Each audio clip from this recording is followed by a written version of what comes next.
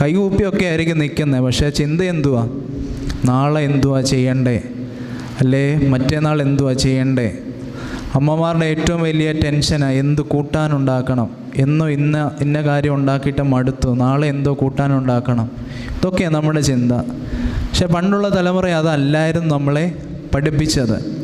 നോമ്പ് സമയത്ത് കൃഷിയിടത്തിലാണെങ്കിൽ പോലും അവിടെ കുമ്പിട്ട് പ്രാർത്ഥിക്കുന്ന ഒരു സമൂഹമായിരുന്നു.